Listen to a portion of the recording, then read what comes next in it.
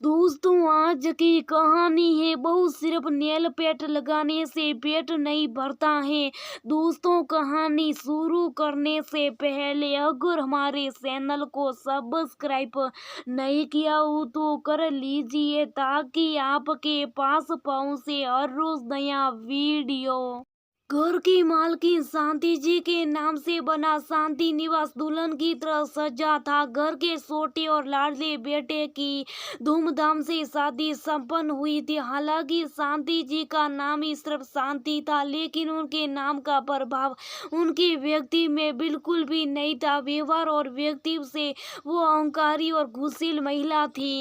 और आज शांति जी की छोटी बहू राधा की मुंह दिखाई की रस्म चल रही थी। जो भी छोटी बहू का घूंघट उठाता था उसकी खूबसूरत की तारीफ किए बगैर खुद को रोक नहीं पाता था। गौरवर्ण राधा किसी अप्सरा की तरह पूर्ण रूप की मल्लिका थी। लंबी चौड़ी व्यक्तित्व की राधा को जो देखता ही रह जाता। शांति जी की बड़ी बहू रचना के वे रंग की होने के साथ ही बहुत गुणी भी थी। एक मल्टीनेशनल कंपनी में मैनेजर थी। जो भी रचना से बात करता उसकी तारीफ किया बगैर खुद को रोक नहीं पाता। लेकिन रचना अपने ससुराल वालों की नजर में हमेशा ही खराब और कुरूपी रही। रचना की सास ननद को भी कभी उसके अंदर कोई सुंदरता नजर ही नहीं आई, क्योंकि रचना की शांति जी के बड़े बेटे अमर से लव मैरिज थी। रचना सामान्य परिवार से थी और अपने साथ कोई दान दहेज लेकर नहीं आई थी। तभी रचना की बुआ सास ने राधा का घूंघट उठाकर उसका चेहरा देख सहकर अरे भाभी क्या खूबसूरत बहू लाई हो। बुआ सास छोटी बहू की खूबसूरती और दान दहेज में मिले सामानों की तारीफ के फूल बांधती जा रही थी कि तब तक शांति जी बीच में बोल पड़ी, अरे दीदी आप तो मेरी पसंद जानती हैं। मुझे ऐसी वैसी चीजें पसंद नहीं आई। मैं तो वही चीज सुनती और पसंद करती हूँ जो सबसे अलग और अच्छी हो। मैंने बहू पसंद की है तो अच्छी कैसे ना होगी। आगे लाखों में एक ढूंढ कर लाई हूँ। रईस खानदान की ऐसी थोड़ी ना कहीं से उठा कर लेती आई। वो ने पास खड़ी रचना को व्यंग करते हुए कहा। थोड़ी देर के लिए बुआ सास को समझ नहीं पाई। इधर रचना के मुस्कुराते चेहरे पर खामोशी छा गई। रचना को अपने सास की बात अच्छी नहीं लगी, लेकिन सामाजिक लोक लाज के डर से वो चुप ही रह गई। इधर घूंघट की आड़ में बैठी राधा सब कुछ चुप साफ देख सुन रही थी। राधा पढ़ी लिखी संपन्न परिवार से थी। उसके मायके वाले शहर के बड़े नामी बिजनेसमैन थे।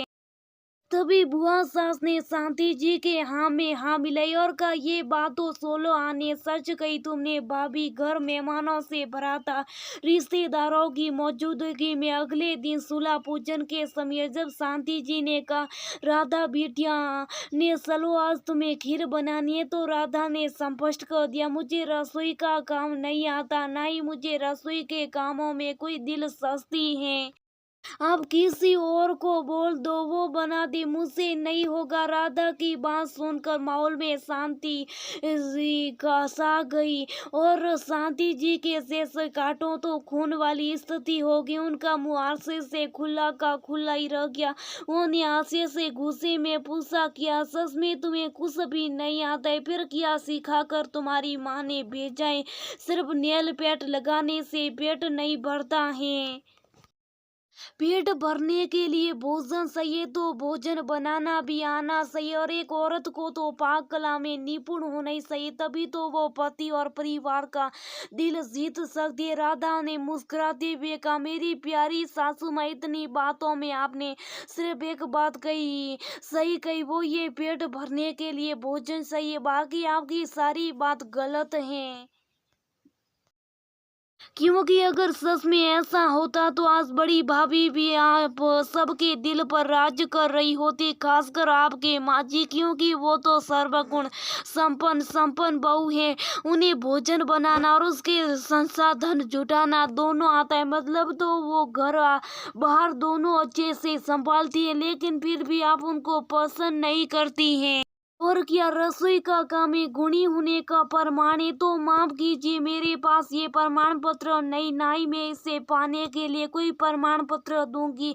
गुस्से से भुनभुनाती हुई शांति जी कमरे से बाहर निकल गई। इधर राधा ने मोबाइल लिया और अपनी जेठानी के साथ रसोई में रस्म पूरी करने लगी। तो रसना ने कहा, राधा तुम यहीं बैठो, जब मैं बना लूंगी तो तुम खीर सूकर सबको सर्व कर देना, तो ये रस्म पूरी हो जाएगी। तब राधा ने रचना का हाथ पकड़ते हुए कहा, भाभी पहले आप बैठो या मैं खीर बनाती हूँ, आप देखती रहना, कुछ कमी हो तो मुझे बता देना। मुझे खीर बनानी आती है और पूरा खाना भी बनाना आता है। वो तो मैंने माँ जी को सिर्फ सच का आईना दिखाने के लिए कहा, क्योंकि मैं सबसे आई हूँ, तब से देख सुन रही हूँ वो सबके पास बैठकर आपकी बुराई करे। अगर कोई आपकी तारीफ कर रहा है तो बात बात में कह रही, जो झेलता है वही जानता है उसका दर्द। भाभी जब सासू माँ भी बाहर वालों के सामने हमारा मान नहीं रखेगी तो बाहर वाले मेहमान और रिश्तेदार तो हमारा मजाक बनाएगी ही, क्योंकि उन्हें तो बस मौका ही चाहिए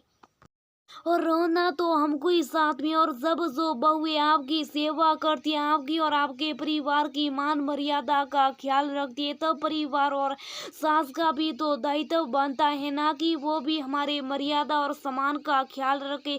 रसना ने राधा को गले से लगाते हुए कहा, "अरे तुम तो सर्वगुण संपन्न और मेरा दिल, देवरानी जी तुम तो जीत गई अपनी बातों से। काश दुनिया की हर देवरानी तुम्हारे जैसे समझदार हो। तुमने अपनी चिंता ना करते हुए मेरे मान सम्मान को ऊपर रखा। इस बात और प्यार ने तुम्हें आज पद में छोटा होते हुए भी मेरी नजरों में बड़ा बना दिया।" दोनों देवरानी जेठानी ने फिर साथ मिलकर रस्म को खुशी खुशी पूरा किया।